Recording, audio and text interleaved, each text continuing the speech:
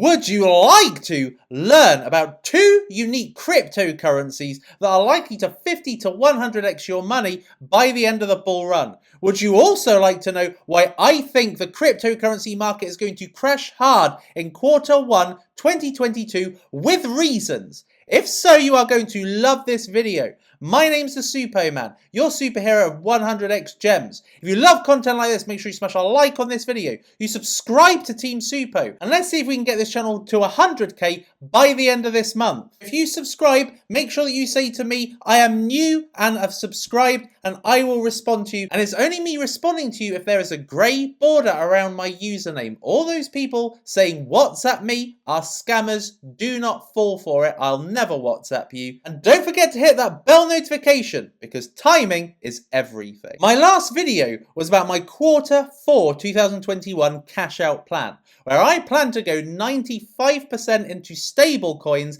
after I have exploited this bull run phase. Now, what I explained in that video is that Bitcoin was likely going to go on a tear between now and the latter part of December 2021. And then it is going to crash hard. And from that point, money is going to flood into altcoins.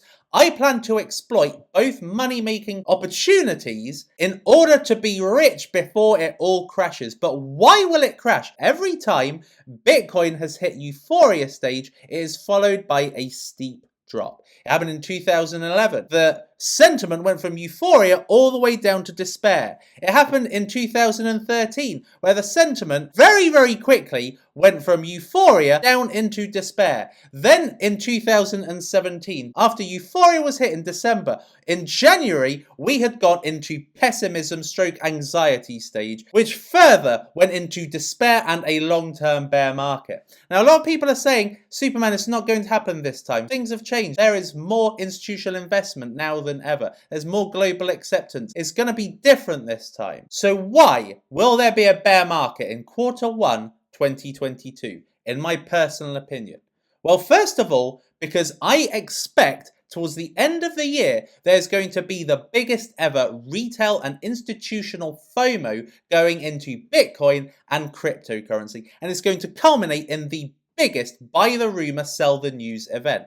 Buy the rumor, sell the news has been occurring in cryptocurrency since the beginning of the space. When a big event is expected, it gets factored in to the price of the asset. Now, I'm going to give you a very strong example. This is Linear. Now, Linear is a cryptocurrency that I got in extremely early. It was around about 1/10 of a cent when I got into it. This recently went as high as 35 cents because it was getting listed on Binance. So this cryptocurrency more than 100x'd for me. Going on Binance, you would think, right, it's going to get opened up to so much more liquidity. It's going to be available to more retail investors than it was before. Previously, you bought this on a decentralized exchange, which means there were very limited means of being able to buy this token. Once it got opened up on the biggest exchange in the world, you would have expected that 100x to be maintained or be grown upon. But what actually happened is that the cryptocurrency lost 7x of its value and it has stayed there. Why? Because people bought the rumor and sold the news, and there's been nothing big that has happened since then. These 4 ETF decisions is going to be factored into the Bitcoin price, leading to a huge run up, probably 4x its current value. Once the last ETF date has been announced and approved, it is very likely people are going to sell that news. When the news is launched, people try to front run the sell. So sometimes people sell just before that news is announced. Bitcoin ETF futures is incentivized on major short and long positions. So if you think about when the futures launched on CME and CBOE, the financial cartel used this as an opportunity to short Bitcoin because it had run that market cycle. And the same thing will happen again. These ETFs are futures based. Therefore, people are betting on the future price of Bitcoin.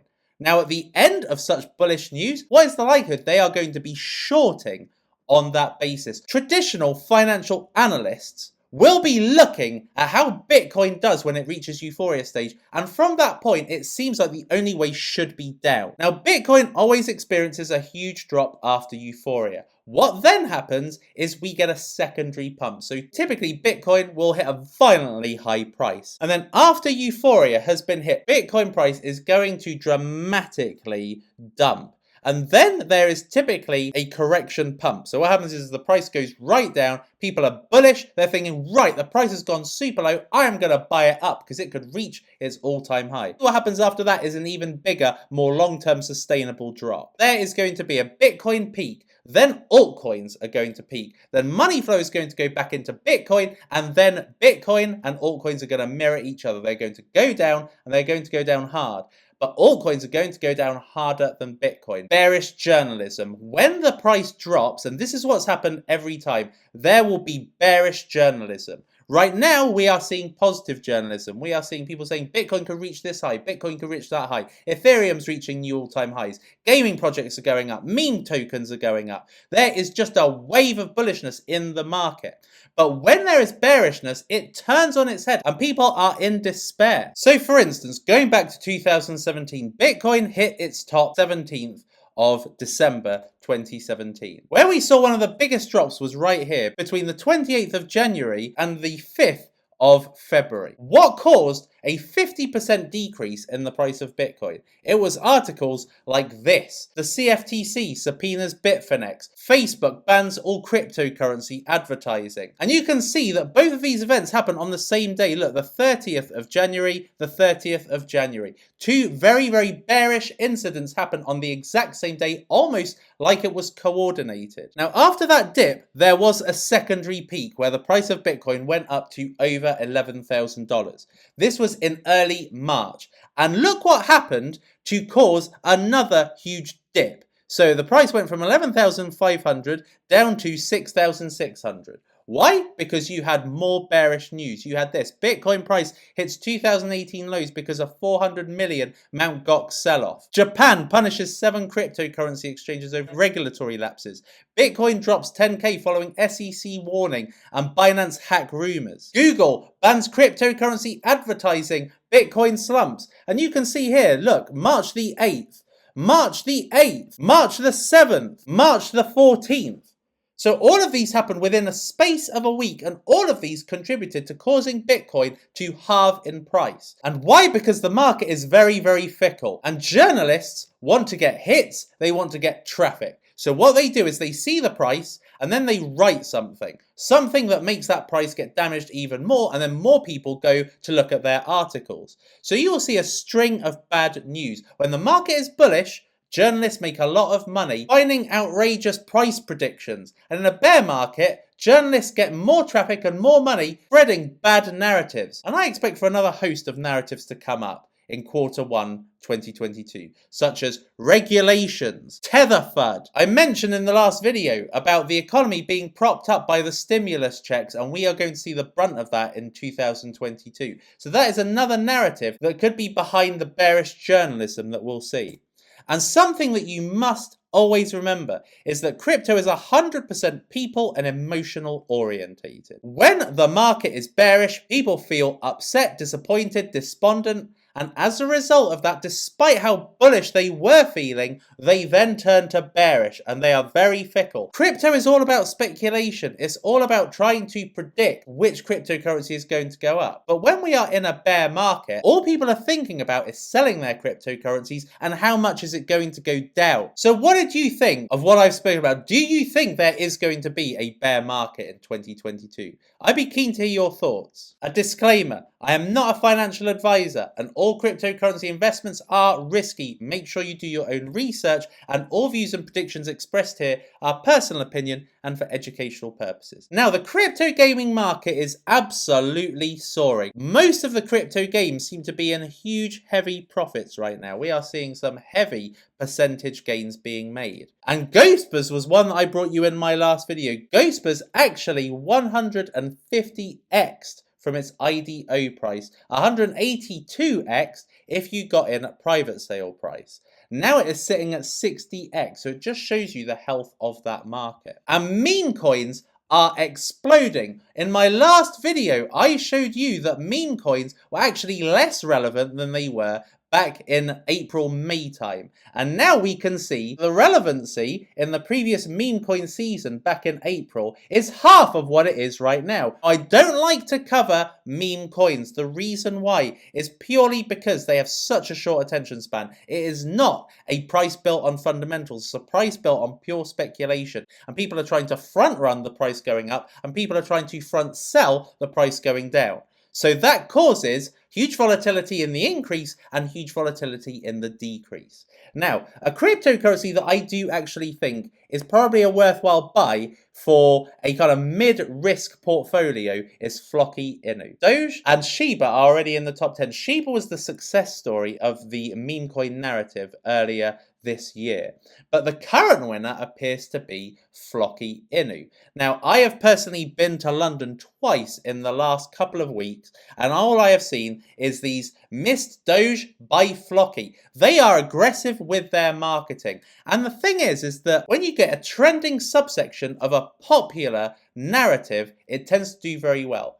Doge was the initial narrative. That then turned into Shiba Inu. Shiba Inu is the breed of the Doge coin. Now, Flocky Inu is probably the most famous Shiba Inu dog that exists because Elon Musk owns a Shiba Inu called Flocky. Now, as a result of that, Flocky has actually emerged. It seems to be standing out above most of the meme coins right now. Now, at this present time, this is in the billions of dollars as far as market cap is, around about $2 to $3 billion. So this already puts it in the top 50 cryptocurrencies. However, seeing that Shiba and Doge are in the top 10, this could have some very good growth ahead of it. And as we go into a crazy mania phase in the next couple of months, I imagine this is going to go up massively.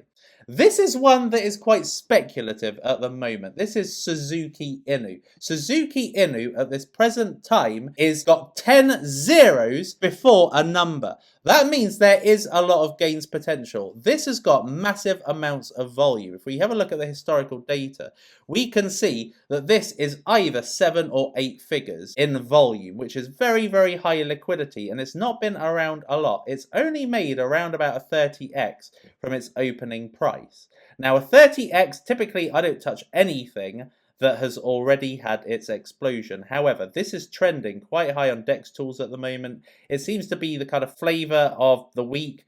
A lot of people seem to be getting into this. They appear to be exploiting some form of trend with their coin, having a play to earn game. I'm not going to recommend buying this. However, this may have potential. It's an ERC20 token. Makes it a little bit harder to get because you have to pay the gas fees. People would rather buy on PancakeSwap. So therefore, it's more likely this is going to keep its hodlers than something like PancakeSwap. PancakeSwap's so easy and so cheap to sell. So one of the coins that I think has 50 to 100x potential is BitOrbit, and this comes out tomorrow.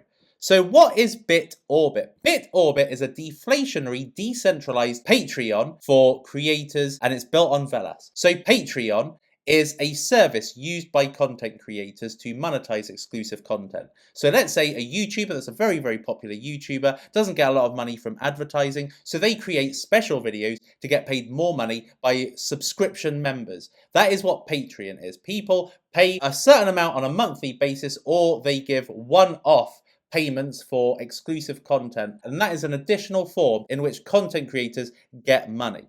And that is what BitOrbit is. So this is a deflationary and decentralized version of Patreon. So any content creator can create their own subscription-based model for outside of the normal social media. This is a paywall for exclusive content, and it's also a paywall for exclusive chat. So let's say a cryptocurrency YouTuber that only likes to give special tips if somebody pays him to do it. There are that do that. And there is that paywall for a content creator to be able to have one-on-one chat with one of their fans or subscribers via BitOrbit. And this can be on Instagram, on Twitter, on YouTube. They don't want the general masses to see it, but they do operate on that specific platform. They can use BitOrbit to make that specific content exclusive and be payable for via BitOrbit. And there's a wallet for that content creator so they can receive the micropayments. And there's wallets for contributors and fans so they can use that wallet to be able to pay other content creators. And BitOrbit are their own social network platform as well. So the benefits of Orbit are staking, governance, access to the exclusive content of a particular content creator, and for micropayments. So it's got a multi-use case for the token. Now, this is going to be a 161,000 market cap. This is based on being 0.7 of a cent and 23 million initial supply. Now, as I said, this is essentially front-running decentralized social media. At the moment, we can see meme coins and gaming are the key narratives. Decentralized social media has not really truly blown up, but it will over the course of time. And this is backed by Bluezilla. Now, for this to 50x, it would only take it to 5 million. So you can see the potential. This is still a micro cap cryptocurrency if it 50x's. Now, how do you buy this? This is going to be exclusively on Velaspad for Velaspad stakers. But if you have got BSC Pad Blue Diamond, you will be able to acquire it too. This is going to be available post IDO on Wagyu Swap, and Wagyu Swap is the DEX for Velas. Second one I wanted to bring you is this one, Scotty Beam. Scotty Beam is a unique cryptocurrency that comes out on the 9th and 10th of November. So what is it? Scotty Beam is a deflationary cross-chain NFT teleporter. So what you can do is you can move your NFTs from the Ethereum blockchain over to Binance Smart Chain or any of the Ethereum virtual machine compatible chains such as Solana, AVAX, Polygon. So you are going to be able to move your NFTs to sell on different marketplaces or to be able to use on different games on different blockchains. So this exploits NFT and the play to earn trend. It brings scalability to NFTs, a lot like what Immutable X does. It's cheaper, faster and safer than the bridging process. So if you've done bridging is very simple, it's not very fast, and it's not very cheap, particularly on Ethereum. So therefore, Scotty Beam is a way of solving that pain, bringing cheap costs, fast transactions, and security to the transfer of NFT assets across chain. Now, the Beam token is going to be essentially used as a buyback and burn to deflate the supply. It's going to be used for service discounts. So if you want to be using the teleporter, then you use Beam to get a discount. Also, you stake it and you earn collectibles. So it's got multiple use cases. Now, this is going to be a 435k market cap, but they have got good tiered investors. So GD10, X21 and Ferrum, I would call them on the low tier side of things. However, this gives them a good network to be able to explode through the influencer network. So how do you buy this? This is going to be available on CDeFi, GameStation and Engine Starter. Now, I see a lot more projects going onto GameStation. So Gaia Everworld's going onto GameStation and Engine Starter. So these are two launch pads that may be worth acquiring if you want to be getting into them. So there we are, peeps. That was today's episode. I hope you learned a lot, and I hope it's given you confidence of what to be aware of come the end of the bull market and what to expect and why. Till next time, peeps, my name is Suppoman. You have been awesome, and I will see you next time. It is lights out, all out.